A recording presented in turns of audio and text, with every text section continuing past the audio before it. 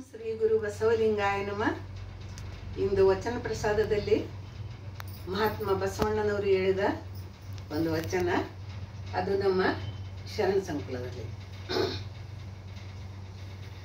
ಕಂಡ ಭಕ್ತರಿಗೆ ಕೈ ಮುಗಿಯುವ ಆತನೇ ಭಕ್ತ, ಕಂಡ ಭಕ್ತರಿಗೆ ಕೈ ಮುಗಿಯುವ ಆತನೇ ಭಕ್ತ, ಕಂಡ ಭಕ್ತರಿಗೆ ಕೈ ಮುಗಿಯುವ ಆತನೇ ಭಕ್ತ.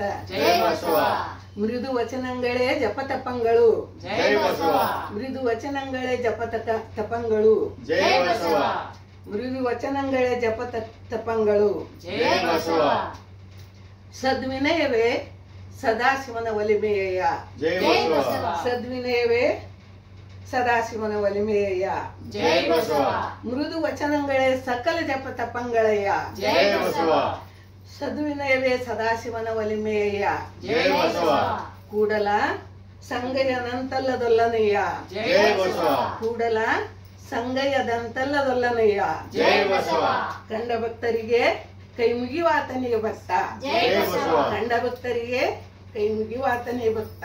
ಜಯ ಬಸವ, ಜಯ ಬಸವ. ಓಂ ಶ್ರೀ ಗುರು ಬಸವಲಿಂಗಾಯ ನಮಃ. ಶರಣು ಶರಣಾರ್ಥಿ.